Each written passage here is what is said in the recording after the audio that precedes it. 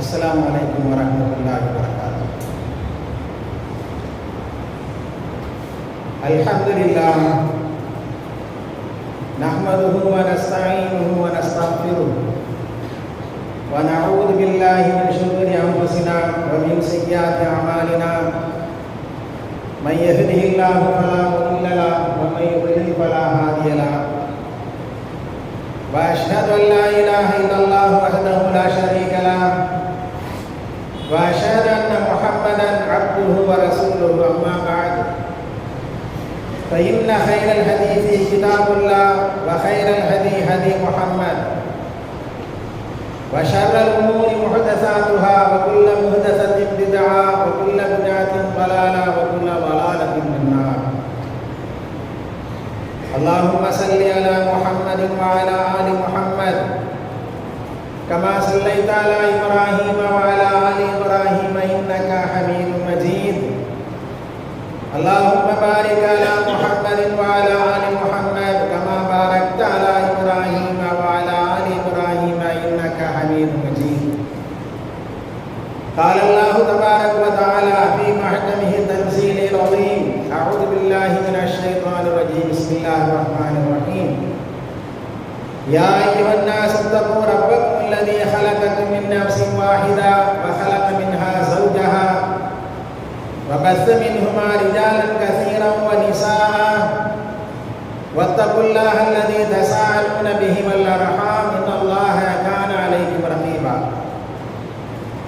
يا أيها الذين آمنوا اتقوا الله حق تقاته ولا تموتن إلا وأنتم مسلمون. يا أيها الذين آمنوا اتقوا الله وقولوا قولا سديدا يصلح لكم أعمالكم ويغفر لكم ذنوبكم ومن يطع الله ورسوله فقد فاز فوزا عظيما. وقال الله تعالى: فمن يعمل مثقال ذرة خيرا يرى ومن يعمل مثقال ذرة شرا يرى. அளவற்ற அருளாளனும் நிகரில்லா பேரன்புடையவனுமாகிய எல்லாம் அல்ல அல்லாஹுவின் பெயர் சொல்லி ஆரம்பம் செய்கின்றேன். அல்லாஹுடைய ஸலவாத்தும் சலாமும் நபிகள் நாயகம் ஸல்லல்லாஹு அலைஹி வஸல்லம் அவர்கள் மீதும் அவர்களின் குடும்பத்தார் மீதும் அவர்களின் நல்லற தோழர்களான சஹாபாக்கள் அனைவர் மீதும் உண்டாகட்டுமாக. அல்லாஹுடைய மார்க்கத்தை நபிகள் நாயகம் ஸல்லல்லாஹு அலைஹி வஸல்லம் அவர்கள் வழிமுறை பேணி வாழக்கூடிய எல்லா முஸ்லிம்களுக்கும் அல்லாஹுடைய கடமை நிறைவேற்ற வந்திருக்கின்ற நம் அனைவருக்கும் அந்த அல்லாஹுடைய வற்றா பெருங்கருணை என்றென்றும் நிலவட்டுமாக. அன்பிற்குரிய எல்லாம் அல்ல அல்லாஹுவின் நல்லடியார்களே, அருமை பெரியோர்களே, தாய்மார்களே, சகோதர சகோதரிகளே, வல அல்லாஹு ஜல்லஷானஹு வ தஆலா தன்னுடைய திருமறையில்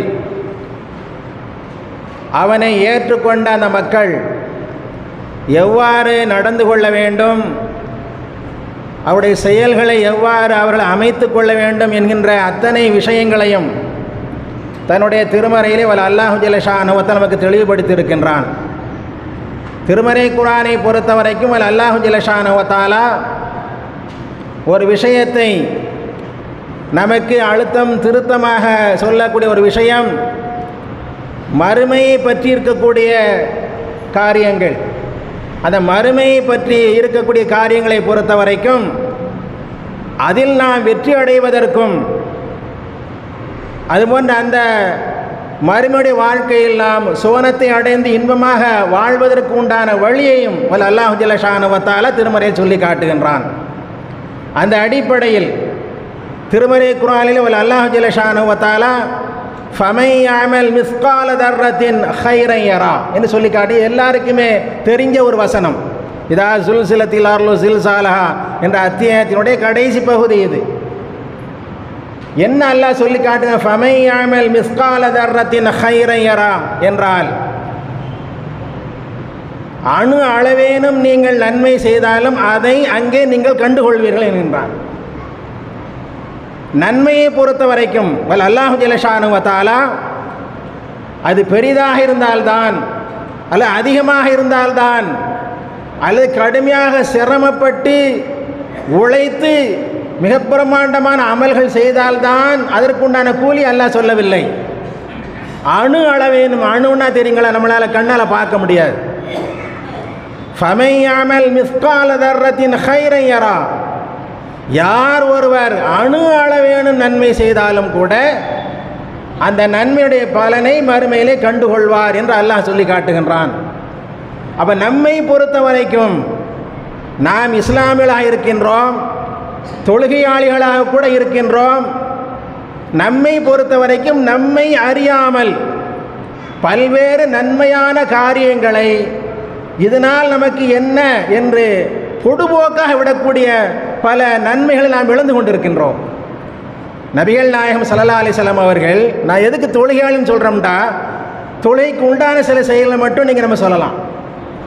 நபிகள் நாயகம் ஸல்லல்லாஹு அலைஹி வஸல்லம் அவர்கள் ஹஜ்ஜத்துல் வதாவிலே பேசுகிறார்கள் மக்களுக்கு மத்தியிலே. அந்த ஹஜ்ஜத்துல் வதா என்பது இறுதி ஹஜ், எல்லாருக்குமே நல்லா தெரியும். அதில் ஒரு நீண்ட ஒரு உரையை நிகழ்த்துகிறார்கள். அது 23 ஆண்டுகளாக நபிகள் நாயகம் ஸல்லல்லாஹு அலைஹி வஸல்லம் அவர்கள் இந்த சமூகத்திற்கு என்னவெல்லாம் சொன்னார்களோ அத்தனை நன்மையான காரியம் ரத்தின சுருக்கமாக சொன்னார்கள். எதையெல்லாம் செய்யக்கூடாது என்று தடுத்தார்களோ அதையும் ரத்தின சுருக்கமாக சொல்லி காட்டினார்கள்.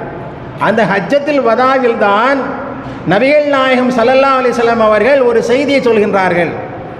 மனிதர்களே, ஜனங்களே, ஷைத்தானை பொறுத்த வரைக்கும் இந்த பூமியில், அந்த மதீனா அந்த மக்காவை காட்டி சொல்கிறாங்க, இந்த பூமியில் ஷைத்தானை பொறுத்த வரைக்கும் தன்னை வணங்கப்படுவது இங்கு நடக்காத காரியம் என்பதை அவன் முடிவு செய்து விட்டான்.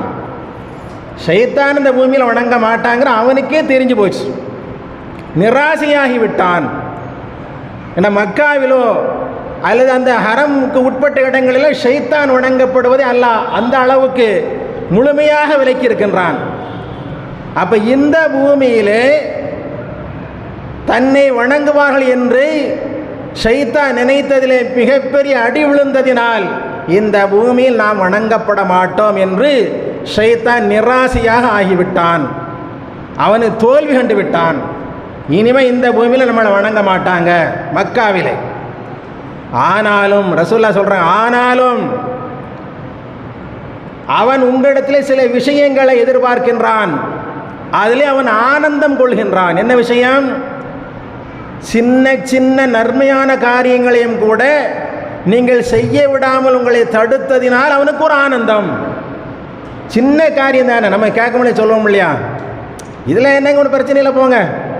இந்த மாதிரி சின்ன காரியங்களை செய்வதிலிருந்து உங்களை தடுப்பான், அதில் மட்டுமே அவனுக்கு ஆனந்தம் கிடைக்கிறது என்றார்கள். அப்போ சின்ன காரியம்னா என்ன?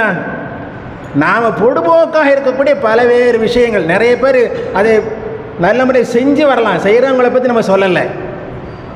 நிறைய விஷயங்களை நாம் செய்யவும் செய்கின்றோம். ஆனால் இதனால் என்னங்கிறது கூட சில விஷயங்களை நாம் செய்யாமல் விடுகின்றோம்.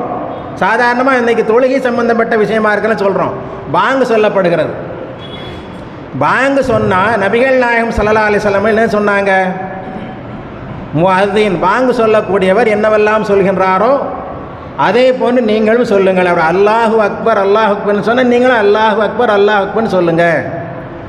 அஷஹது அல்லா இல்லல்லா, அஷஹது அன்ன முஹம்மது ரசூலுல்லாஹ்னு சொல்லும் பொழுது அஷஹது அல்லா இல்லல்லா 2 முறை, அஷஹது அன்ன முஹம்மது ரசூல் 2 முறை சொல்லுங்கள்.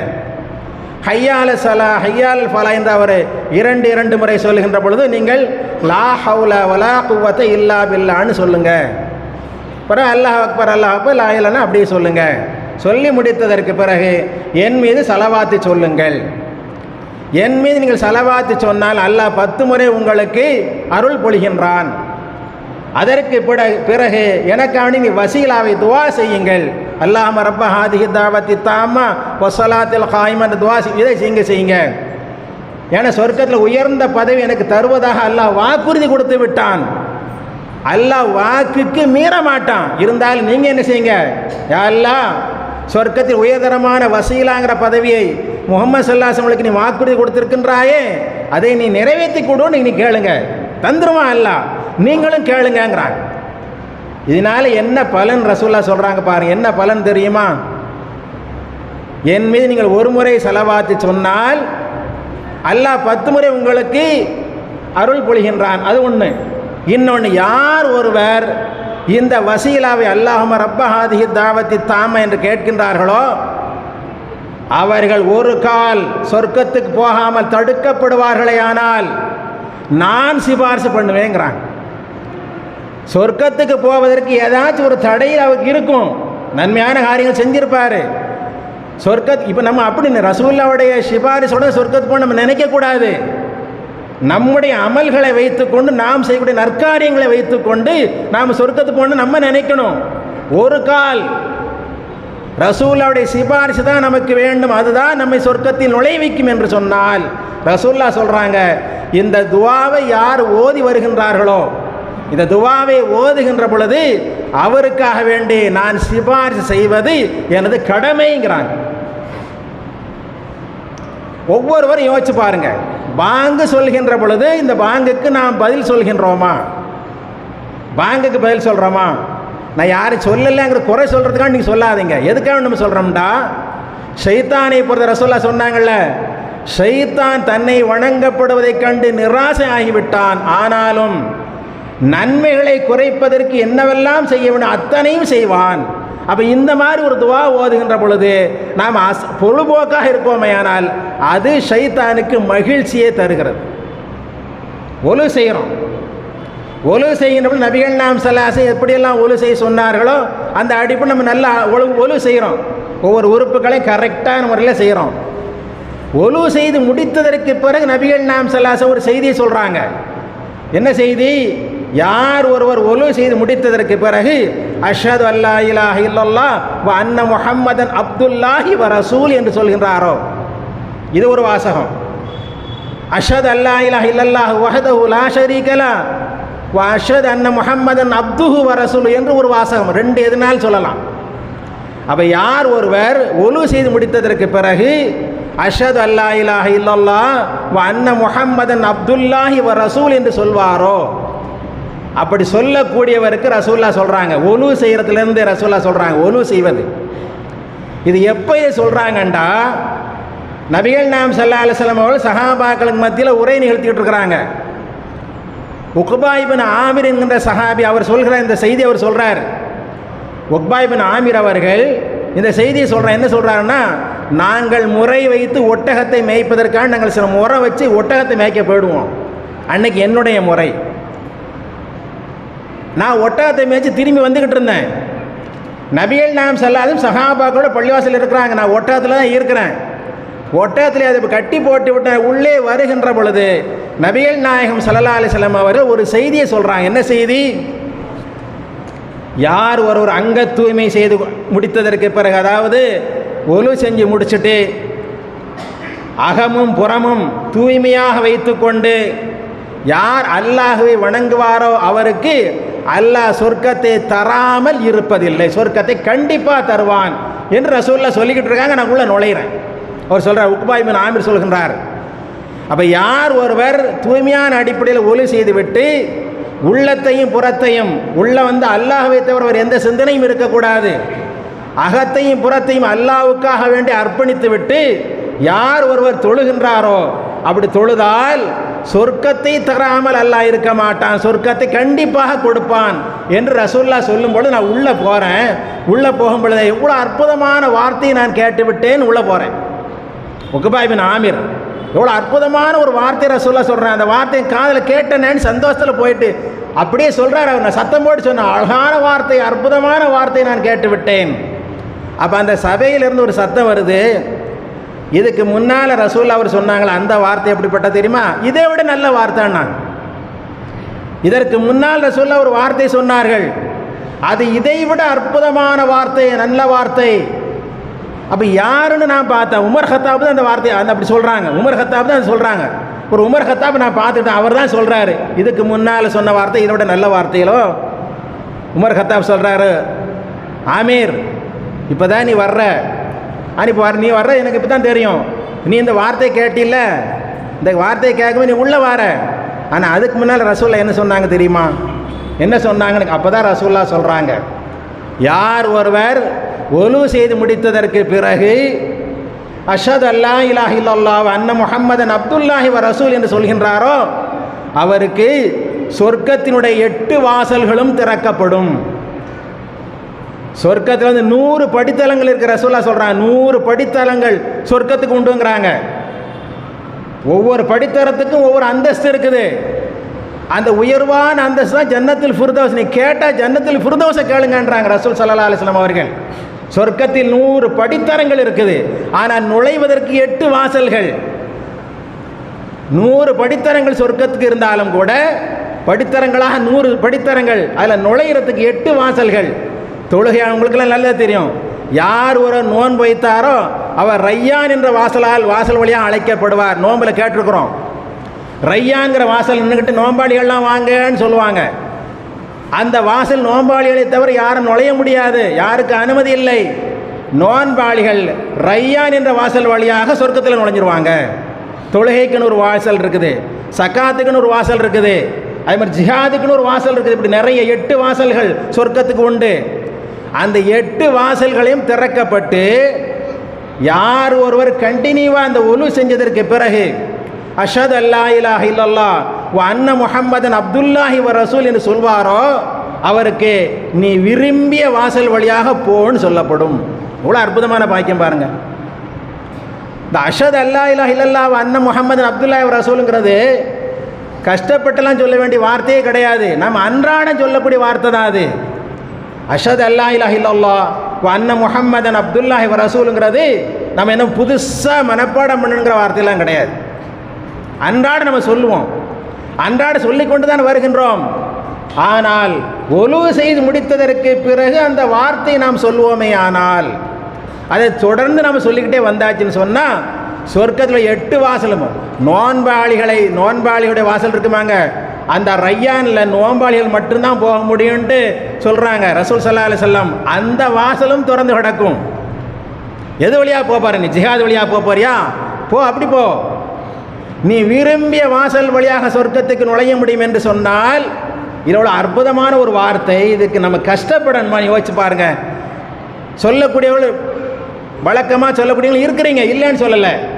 ஆனால் சொல்லாமல் இருக்கக்கூடியவர்கள் சொல்லாமல் இருப்பதற்கு என்ன காரணம்னு யோசிச்சு பாருங்க. மறக்க செய்கிறான் ஷைத்தான். ரசூலுல்லாஹ் தான் சொல்லி காட்டுறாங்க, ஷைத்தான் மறக்கடிக்கின்றான். அதனால தான் நபிகள் நாயகம் ஸல்லல்லாஹு அலைஹி வஸல்லம், நான் ஏற்கனவே இந்த ஜும்மா மேடையில் இதே ஜும்மாவில் நான் சொல்லியிருக்கிறேன் 2-3 வாரங்களுக்கு முன்னால், முஆத் இப்னு ஜபலை பார்த்து நபிகள் நாயகம் ஸல்லல்லாஹு அலைஹி வஸல்லம் அவர்கள் தோள்பட்டையை பிடிச்சி சொன்னாங்க, நான் உனக்கு ஒரு வாசகத்தை கற்றுக் கொடுக்குறேன், அதை ஒவ்வொரு தொழுகைக்கு பிறகு நீ ஓதுன்னாங்க. சொல்லுங்க ரசூலுல்லாஹ் அப்படிங்கிறேன். இப்போ ரசூல் ஸல்லல்லாஹு சொன்ன அல்லாஹும்ம அஇன்னி அலா திக்ரிக வ ஷுக்ரிக வ ஹுஸ்னி இபாதத்திக்கு நீ சொல்லுன்றாங்க. இறைவா, அஇன்னி அலா திக்ரிக, உன்னை நினைவு கூறுவதற்கும் உனக்கு நான் நன்றி செலுத்துவதற்கும், வ ஹுஸ்னி இபாதத்திக், உனக்கு நான் அழகிய முறையில் வணங்குவதற்கும் எனக்கு நீதான் உதவி செய்ய வேண்டும். அல்லாஹ்விடம் உதவி கேட்கணும். எப்படி? எந்தெந்த நேரங்களில் எதையெல்லாம் நான் உனக்காக வேண்டி செய்ய வேண்டுமோ, எதையெல்லாம் நான் நினைக்க வேண்டுமோ, யா அல்லாஹ் அதை எனக்கு நீ நினைவுபடுத்த வேண்டும் என்று அல்லாஹ்ட்ட கேட்கணும். ஷைத்தான் வந்தது என்னன்னு தெரியுமில்ல நமக்கு. ஷைத்தான் எதற்காக வேண்டி இந்த பூமியில் அனுப்பப்பட்ட என்பது நமக்கு அந்த வரலாறு நன்றாக அறிந்து வைத்திருக்கின்றோம். ஏன்னா நிறைய செய்திகள் மூலமாக அந்த வரலாறு நமக்கு தெரியும். ஆதம் அலைஹிஸ்ஸலாத்துக்கு சஜிதா செய்ய சொன்னால் ஷைத்தான் செய்ய மாட்டான்டான்.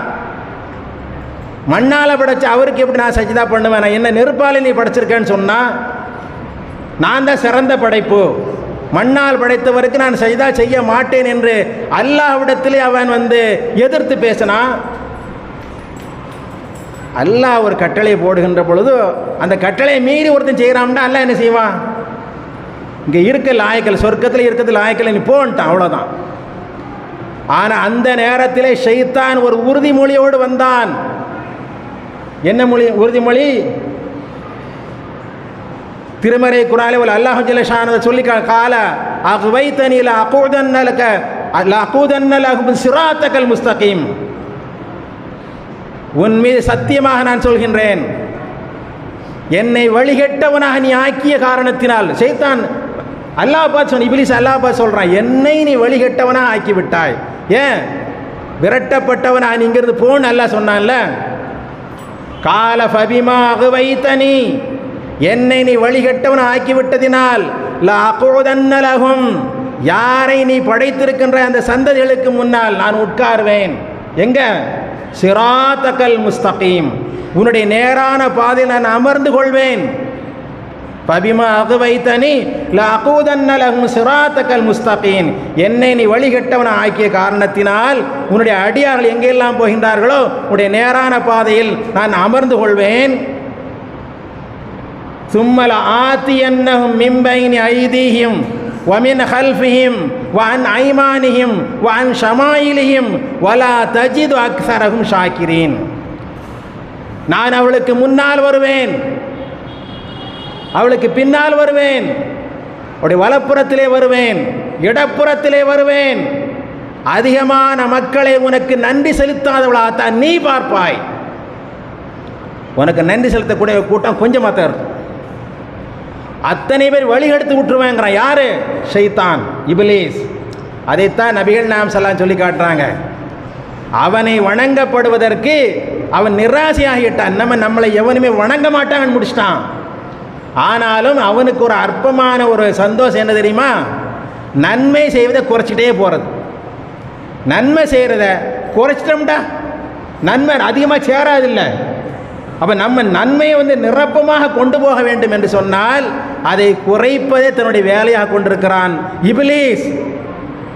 அதனால அல்லாஹ் சொல்கிறான், இந்த மாதிரி சூழ்ச்சியில் நீங்கள் ஷைத்தான் உங்களுக்கு எதிரி, பகிரங்கமான எதிரிங்கிறான் ஷைத்தானை பற்றி. அப்போ ஃபமையாமல் மிஸ்கால தர்ரத்தின் ஹைரன் யராண்டா. அதனால தான் திருமறை குணவில் அல்லாஹ் ஜல்ல ஷானஹு வ தஆலா சொல்லி காட்டுகின்றான், அணு அளவேனும் நீங்கள் நன்மை செய்தாலும் அவருடைய பலனை மறுமையிலே கண்டுகொள்வீர்கள். எத்தனை விதமான நன்மைகளை நபிகள் நாயகம் ஸல்லல்லாஹு அலைஹி வஸல்லம் சொல்லி காட்டியிருக்கிறாங்க. சஹாபாக்கள் சொல்கிறாங்க, எங்களுடைய காலத்தில் ரசூல் அந்த மாதிரி சொல்லிட்டாங்கல்ல, சொன்னதற்கு பிறகு பாதையில் கிடக்கின்ற மக்களுக்கு இடையூறு செய்யக்கூடிய பொருள்களை நாங்கள் அகற்றுவோம். ஏன்? நன்மை கிடச்சிருமேன்ட்டு. நான் போய்கிட்டு இருக்கிறோம், முள் கிடக்குது, கல் கிடக்குது, கண்ணாடி கிடக்குது, நம்ம கடந்து போகக்கூடாது. பார்த்தும் ஒரு மூமின் நபிகள் நாயகம் ஸல்லல்லாஹு எப்படி சொல்லி காட்டுறாங்க? ஒரு ஈமானோடு அதை ஒப்பிட்டு காட்டுகிறார்கள். ஒரு ஈமான் உள்ளவன் நம்ம போகக்கூடிய பாதைகளில் மக்களுக்கு இடையூறு செய்யக்கூடிய ஏதாவது ஒரு பொருள் இருந்தால் அதை அகற்றுவது தர்மம். நாங்கள் அதை அகற்றுவது நன்மையை சார்ந்தது. அப்போ சஹாபாக்கள் சொன்னாங்க, நன்மையை நம்ம சேர்க்கணுமே, எந்த நன்மையை விடக்கூடாது. அதுக்கு நாம் என்ன செய்கிறது? பாதையில் நாங்கள் சென்று கொண்டிருப்போம், ஏதாவது கல் இருந்தால் அதை அப்புறப்படுத்திட்டு போயிடுவோம், முள் இருந்துச்சுன்னா அதை அப்புறப்படுத்திட்டு போயிடுவோம், ஏதாவது தொல்லை தரக்கூடிய பொருள்கள் இருந்தால் அதை அப்புறப்படுத்தி விட்டு போவோம். ஏன்? இந்த நன்மையும் கூட நாங்கள் இழந்து விடக்கூடாது என்று. அதே மாதிரி இன்னொரு விஷயத்தை சொன்னாங்க, ஷைத்தான் நன்மையை குறைப்பது மட்டுமல்ல, தீமையை இதெல்லாம் என்ன தீமை நினச்சிட்டு சில தீமைகளையும் தூண்டி விட்டுருவான். அது சஹாபாக்கள் சொல்கின்றார்கள், தீமைகள் உள்ளதாக நாங்கள் எதையெல்லாம் கருதினோம் தெரியுமா? பள்ளிவாசலில் சளியில் துப்பி அதை அப்புறப்படுத்தாமல் இருந்தால் அதுவும் தீமையாக நாங்கள் கருதினோங்கிறாங்க. வெளியில் எங்கேயாச்சும் நம்ம காரி துப்புவோம், மணலில் போயிடும், அல்ல சாக்கடை ஓரமாக துப்பிடுவோம், யார் காலில் மிதிப்படாது. நீ சொல்லி பாருங்கள், நம்ம இதுக்கு நபிகள் நாயகம் ஸல்லல்லாஹு அலைஹி வஸல்லம் காலத்தில் பள்ளிவாசலில் மணல் தான் போட்டிருந்தாங்க. மணல் தான், மேலே கூரை போட்டிருப்பாங்க, கீழே மணல் இருக்கும். ரசூலுல்லாஹ் சொல்லி காட்டுறாங்க, ஒரு தடவை நபிகள் நாயகம் ஸல்லல்லாஹு அலைஹி வஸல்லம் அவர்கள் ஜமாத் தொழுகையில் அல்லாஹ்வுக்கு தக்பீர் கட்ட போகிறாங்க. முன்னால் சளி இருக்குது, அது கட்ட மண்ணுன்னு இல்லையா, அந்த சவுத்தில் சளி இருக்குது. உடனே என்ன சொன்ன, கீழே குனிஞ்சாங்க, ஒரு கல் எடுத்தாங்க, தான் கையாலே சுரண்டி விட்டாங்க. சுரண்டி விட்டுட்டு திரும்பிட்டாங்க. அதாவது தக்பீர் சொல்லலை, தொலைய வைக்கல. யார் இந்த மாதிரி துப்பி இருக்கிறா? இது கிபிலா திசையில் யார் துப்புனது? இப்போ சொல்கிறாங்க நபிகள் நாயகம் ஸல்லல்லாஹு அலைஹி வஸல்லம் அவர்கள், நீங்கள் தொழுகையில் நின்று அல்லாஹ்வுடைய பேசுகிறீங்க, அல்லாஹ்வோட பேசுகிறோமா இல்லையா? அல்ஹம்துலில்லாஹி ரப்பில் ஆலமீன் அல்லாஹ் நமக்கு பதில் சொல்கிறான். ஹமதனி அப்திங்கிறான் அல்லாஹ். நம்ம அல்ஹம்துலில்லாஹி ரப்பில் ஆலமீன் அப்படி சொன்னோன்னே ஹமதனி அப்திங்கிறான் அல்லாஹ். நம்ம ஏறல முனாஜாத். ரசூலுல்லாஹ் சொல்கிறாங்க, நீங்கள் அல்லாஹ்வோட முனாஜாத்தில் ஈடுபடுகின்றீர்கள். முனாஜாத்துன்னா ஒருவருக்கு ஒருவர் பேசி கொண்டிருக்கின்றீர்கள்.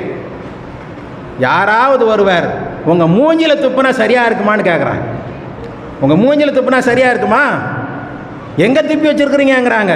அப்போ துப்புவதற்கு ரசூல் அதுக்கு சொல்கிறாங்க, அப்படி ஒருவருக்கு சளி வறுமையானால் சொல்கிறாங்க, கீழே மண்ணு தானே இருக்குது, அதை தோண்டுங்க, துப்புங்க, மண்ணை மூடுங்க, இதுதான் அதுக்கு பரிகாரம். இப்படி துப்பக்கூடாங்கிறாங்க. இப்போ நம்ம பார்க்குறோம், நம்ம காலத்தில் மண் இல்லை ஒன்றும் இல்லைங்க, துப்ப முடியாது. ஒலு செய்கிற இடத்துல போய் பாருங்கள், சில இடங்களில் ஒலு செய்கிற இடத்துல சளிங்கிறது எல்லாருக்குமே உள்ளதான். அது அல்லாஹ் கொடுத்துருக்கக்கூடிய படைப்பினங்களில் மனிதர்களுக்கு சளி என்பது சில நேரங்களில் வரக்கூடிய தொல்லை. அது சளி வரும், மூக்கு சளி வரும், காரல் சொன்னால் தொண்டையிலேருந்து சளி வரும். ஒலு செய்யும் பொழுது சளியை சிந்திடுறாங்க. சரி, சிந்தியாச்சு இல்லை, தண்ணியை ஊற்றிட்டு வர வேண்டிய அது எங்கேயாச்சும் போயிடும். இப்படியே வடிகால் வச்சுருக்குறோம், சல்லடை மாதிரி வடிகால் இருக்குது. தண்ணியை கொஞ்சம் எடுத்து காய ஊட்டோன்னா உள்ளே போயிடும். அப்படியே போட்டு வர்றது, காரி துப்ப வேண்டியது அப்படியே கிடக்கும். இவர் ஹானு காரி துப்பிட்டு அவரை உள்ளே வந்துடுவார், பள்ளிவாசலுக்குள்ளே வர்றது. இது தப்பு. இது ஷைத்தான் சிரிப்பான். பரவாயில்ல, சேரட்டும், தீமை சேரட்டும். அப்போ இந்த மாதிரி ஷைத்தானுக்கு நீங்கள் இடம் கொடுத்து விடக்கூடாது என்று தான் நபிகள் நாம் ஸல்லல்லாஹு சொல்லி காட்டுகின்றார்கள்.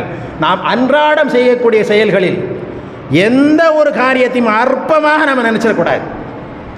இதுக்கு என்ன நன்மை கிடைச்சிடும், அதுக்கு கிடையாது. ஒரு சுப்ஹானல்லாஹ் சொன்னால் அதுக்கு நன்மை, ஒரு அல்ஹம்துலில்லாஹ் சொன்னால் அதுக்கு நன்மை, அல்லாஹ் அக்பர் சொன்ன நன்மை.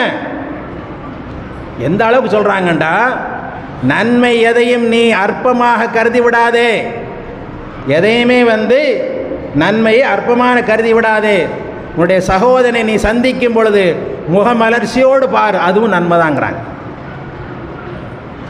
உடன் பிறந்தவங்க இருக்கலாம், சொந்தக்காரங்க இருக்கலாம், நண்பர்களாக இருக்கலாம், யாரோ இருக்கலாம். ஒரு முஸ்லீம் வராரு, ஒரு முகமலர்ச்சி, அஸ்ஸலாமு அலைக்கும் பாய், அஸ்ஸலாமு அலைக்கும் சொல்லலாம்.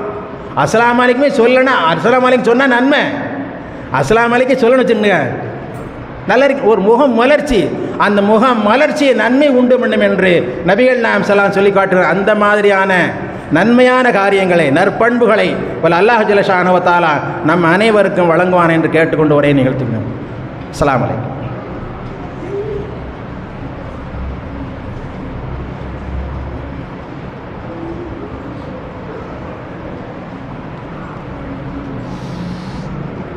அல்ஹம்துலில்லாஹ். அளவற்ற அருளாளனும் நிகரில்லா பேரன்புடையவனுமாகிய எல்லாம் வல்ல அல்லாஹ்வின் பெயர் சொல்லி ஆரம்பம் செய்கின்றேன். அன்பிற்குரிய எல்லாம் வல்ல அல்லாஹுவின் நல்லடியார்களே, நபிகள் நாயகம் ஸல்லல்லாஹு அலைஹி வஸல்லம் சஹாபாக்களை பார்த்து ஒரு வார்த்தை கேட்டாங்க. உங்களை யாராச்சும் டெய்லி 1000 நன்மைகள் செய்ய முடியுமா? 1000 நன்மை செய்ய முடியுமா? இப்போ சஹாபாக்கள் கிட்ட சிரமம் தானே அது. 1000 நன்மை எப்படின்னா எங்களால் செய்ய முடியும். அப்போ நபிகள் நாயகம் ஸல்லல்லாஹு அலைஹி வஸல்லம் சொல்லி காட்டினார்கள், சுபஹானல்லாஹ் சுபஹானல்லாஹ் சுபஹானல்லாஹ் சுபஹானல்லாஹ் 100 முறை சொல்லுங்கள், 1000 நன்மைங்கிறாங்க. என்னங்க என்ன என்ன இதில் என்ன கஷ்டம்னு தெரியல, நமக்கு என்ன கஷ்டம்னு தெரியல. யாராவது சொல்கிறோமான்னு பாருங்கள். ஒரு நாளைக்கு 100 முறை நல்லா பாருங்கள், 2 நிமிஷத்துக்கு உள்ளே சொல்லிடலாம். உட்காந்தே சொல்லணுன்ட்டு அவசியம் இல்லை. வியாபாரம் செய்யக்கூடிய வியாபாரம் செஞ்சுக்கிட்டே சொல்லிடலாம், தெருவில் நடந்தால் நடந்துக்கிட்டே சொல்லிடலாம். எண்ணிட வேண்டியது தானே, ஒரு எண்ணிக்கை தானே அது. அப்போ இந்த மாதிரி நன்மையான காரியம் எதுவாக இருந்தாலும் கூட திருமறை குர்ஆனிலும் ஹதீஸிலும் அல்லாஹும் அல்லாஹ்வுடைய தூதரும் எந்த நன்மை நமக்கு சொல்லி காட்டினார்களோ அந்த நன்மையை தொடர்ந்து செய்யக்கூடிய மக்களாக அல்லாஹ் ஜல்ல ஷானஹு வ தஆலா நம்ம அனைவரையும் ஆக்கி அருள்புரிவானாக. வ ஆகிரு தாவானா அனில் ஹம்துலில்லாஹி ரப்பில் ஆலமீன். அஸ்ஸலாமு அலைக்கும் வரஹ்மத்துல்லாஹி வபரகாத்துஹு.